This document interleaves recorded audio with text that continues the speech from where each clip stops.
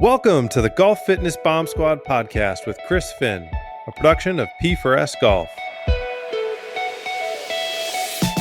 Welcome to the Golf Fitness Bomb Squad. My name is Chris Finn. I'm your host, and I'm excited to have all of my Golf Fitness Bomb Squatters with me today because today we are going to talk about hip replacements. This is a topic that I don't think gets enough time on the air. I think it's one of the most common things that we see in terms of whether it's people coming acutely, like immediately after they've had the hip replacement. Maybe they're coming because they're preparing for a hip replacement, or maybe they had the hip replacement, 6 years ago. Whatever it may be, there is such a mess, like absolute dumpster fire in the orthopedic world after the hip replacement's done, in the types of advice that people are getting in terms of getting back to golf. Like, it's literally ridiculous the number of people that I meet, golfers I meet, who've been told by their orthos or, that like, hey, you don't need PT, just go walk around, you'll be fine. These are guys that are trying to get back to playing the game of golf. And a lot of times it's their lead hip. Like, they've literally, like, the hip that they put all of the load and pressure to, and they're being told, like, you don't need to go rehab anything.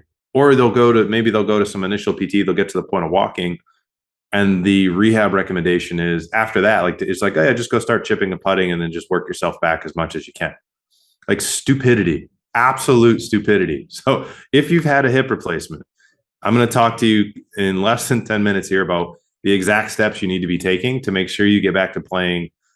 You should be better than before the surgery. Your golf game should be better than before you had the hip replacement, because before the hip replacement, your hip hurt. So you couldn't drive through the hip. You couldn't produce as much vertical force because it freaking hurt. So if you pay tens of thousands of dollars to have a hip replaced, have a new joint put in your body, it's common sense. It should be better afterwards, right? Like, I don't understand why that's a question for a lot of people, but I don't understand why there's this false belief that's like that people accept that, oh, it's a replaced joint, so it shouldn't be as good. Like, dude, you got rid of all the problems. Like, you got rid of all the arthritis or whatever it was that was in that joint that was causing you problems. It should be better. So here's the deal. You need rehab after hip replacement, right? If an ortho tells you before you go to get surgery, and if you talk to a surgeon, they say, yep, you're just going to have the surgery and then just walk around, you'll be fine. Go find a different surgeon, because that guy's an idiot. That girl's an idiot.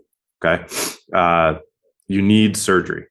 And I think to understand just the continuum and the roles of people, the orthopedic surgeon is the builder. They build the house, right? Structurally, once the house is built, they wipe their hands and they move on. Now, great surgeons don't wipe their hands. They then pay attention to the interior decorating, the finishes. That's your rehab, okay? But if you just have an orthopedic surgeon who's just a builder and they build the structure and they say, hey, we met code, good luck, figure out the rest. That's not the person you want doing your hip. Find somebody else. A good ortho they're going to talk to you, say, yep, after surgery, we're then getting you into therapy immediately so that we can get all your muscles activated. And honestly, we'd recommend that you start doing some rehab prior, some prehab.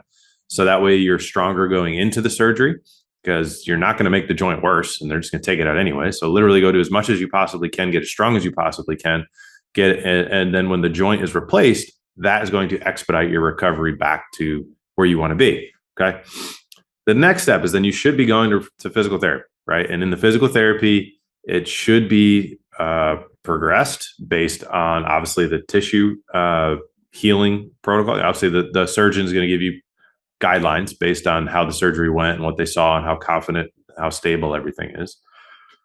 But you should, at some point in the 8 to 12 weeks, generally it's about a 12-week process, but if you go fast, sometimes people are out in 8, but like, there should be squatting, there should be hinging with legitimate weight, guys, not like TheraBands only, right? You should be seeing a therapist. You shouldn't just be seeing their little assistant who's gotten trained for a week. Unfortunately, the way the therapy world works a lot of times is because reimbursement rates have gone down so much for therapy clinics, the business constraints are they have the actual licensed physical therapist do the evaluations, because that's where they get paid the most money. And then every follow-up after that, you may see the assistant, the physical therapy assistant, who has 2 years of school, Or you may see the physical therapy aide who's literally could be a high school kid who just got trained how to watch some exercises. Okay. So generally you'll get the licensed person for like 15 minutes and you get passed off to go do exercises with everybody else. If that's the case, go find a different place for rehab because that place sucks. Right? You should be connecting with that physical therapist every single time. Believe me, the physical therapist wants to connect with you. Every physical therapist worth their salt wants to see you every time. They want you to get to where you want to be. Unfortunately, as a consumer, you need to understand the constraints of the system that you're going into, and that is the insurance-based healthcare system that we have in the U.S. So you should be looking at like, how am I progressing? You want to get back to swinging a golf club. You want to get back to hitting drives, swinging 80, 90, maybe over 100 miles an hour. That's a ton of force through the ground. We're talking thousands of watts of force going through the ground, right? The equivalent of jumping, at least 9 inches off the ground. Like, you have to produce some serious force there, ladies and gentlemen.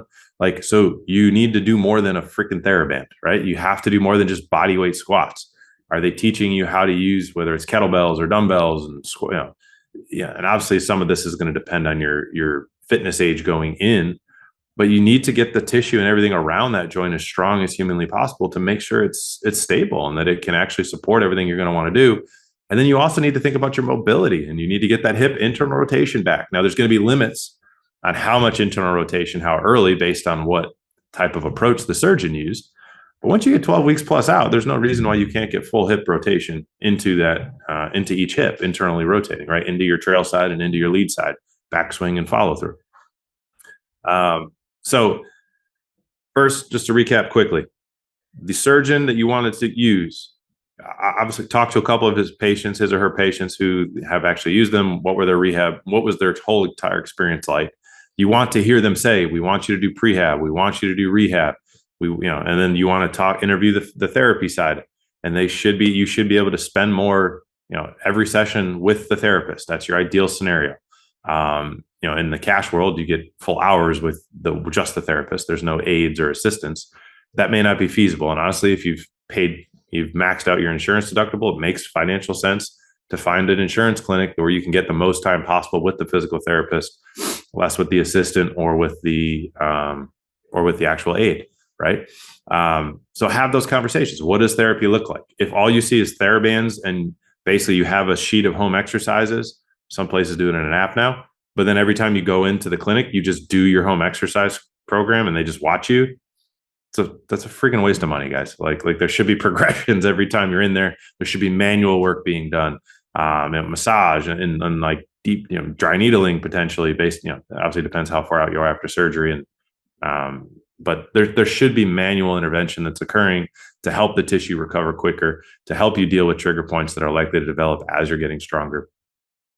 And then what should happen is then you're going to get to a point where insurance is going to stop paying for you, which is basically when your pain is generally gone and you can walk. You're considered community ambulating, where you can go at least 300 feet. You can kind of like go to the store and stuff.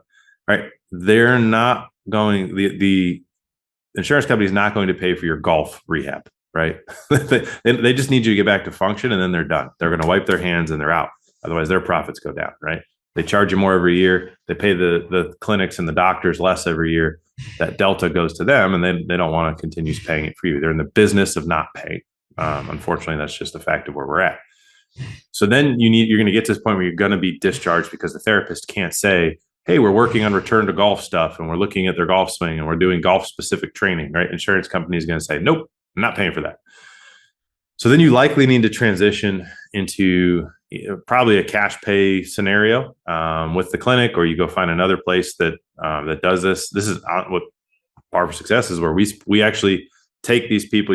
People get to that 8 to 12 weeks, and there's this like no man's land. Other people are like, yeah, just go chip and putt and figure it out. Well, no. Like, what's your hip rotation look like? What about your other joints? What's your shoulder rotation? Your spine, your neck? How good or bad are those? Because if those suck, then you're going to put more stress on the surgically replaced hip. Like, those need to be really good to keep as much stress off of that new hip as possible while you're getting it stronger, while you're training it to be powerful. And then we need to look at, well, now your weight transfer is going to be weird because you ain't going to trust that hip. Guarantee you that. Your weight shift's you're going to be off. Your kinematic sequence, in terms of the sequence in which you're moving each of your joints and the segments of your body, is going to be off. Your kinetic how you use the ground is going to be off, right? You're going to have to retrain all of this, right? And so I think that's where you want to look at somebody who understands the return to golf side of things, who also understands what you've had done medically, and they can kind of meld those two together. A full return to golf program encompasses all of these things, guys. Okay. It is a ortho who understands that the hip replacement isn't just replacing the hip. It's not just building the house. You have to do the actual tissue strengthening and rehab and recovery. And then you have to do the actual sport specific return stuff. And if you do all of that, I promise you, you will be swinging faster. You'll have more mobility. You'll feel better. Literally, you will finish rehab a better golfer than when you started, which makes common sense. If you had to get a joint replaced, wouldn't you think that you'd be better off afterwards? I don't know. Sorry, I'm on my soapbox here. It blows my mind that people just accept that I'm going to drop 5 figures and like I'm okay being worse. That's just so dumb. And it's just because of the constraints. It's not that person's fault. It's the constraints of the system and the false beliefs that unfortunately we've kind of been, I guess, used to living in, right? Like it's normal to wait 40 minutes when you show up for a 9 o'clock appointment. It's normal for them to not come get you till 9:30 or 9:40. Like, no, that's shitty customer service. Like, they should get you at your appointment. They expect you to be there. You expect them to be there, right? A lot of stuff just in the medical world is a nature of the business model where they have to book 2 and 3 people at the same double and triple book people because they get paid so little. Like, it's a vicious downward spiral where they get paid less, so they try to do cost savings, and it just makes it worse and worse experience for the consumer. And so I just want to make sure that you understand that system so that you can understand how to successfully navigate it and get you back to playing the better golf that you deserve to play. So anyway, I went fast. That was my Northeast real quick talk there because I get fired up about this topic. We're going to do another one of these on knees and shoulders. So definitely look for those episodes as well. Because I want to talk specifically about each of these replacements that are very common these days and what you should be looking for and how you should be navigating the process. Now, the general process is going to be the same. You want the same type of surgeon who's aware and thinking about that rehab process. You want the same type of rehab experience where you're seeing the actual physical therapist, not the assistant or the aide. You want to see the same person every single time. And there's lots of great assistants out there. But if you're being passed from one to the other, I can tell you from being in the system, and you get like cover for somebody, it's basically an initial session because you got to try to feel out. You can read all the notes in the world, but you got to feel out, and you're assuming that the notes were done, A, and B, that they were done well, but which they're not, FYI. And then that you can actually, but it's literally a first session. So every time you see someone for the first time, you're starting over. It's literally a waste of a session for you as a consumer. So you want to see that same person every single time. And then obviously there's going to be an end to where insurance will cover you. And then you got to know that that's when you need to transition to the actual golf specific side of things. Now, if you can get your therapist to creatively document and say, hey, we were doing increasing activity is tolerated, but in reality that meant we hit 30 balls yesterday, and this time we're hitting 45 balls, and like maybe they can get away with it for a little bit, but they're definitely running the risk of not being reimbursed whatsoever if there's ever audits or those sorts of things. So the same system navigation exists, but the different concerns will definitely be there. So hopefully that helps for all of you who've had a hip replacement and thinking about having a hip replacement in terms of things that you should expect. It is normal to expect to see a better physical ability post-surgery than pre-surgery. Okay. It is not normal to be the same or worse. So hopefully that sinks in. Hopefully we diffused a few false beliefs here and hopefully help some of you get back to playing golf for a really, really long time. So thanks as always for hanging out with me on the Golf Fitness Bomb Squad, and we'll catch you in the next episode.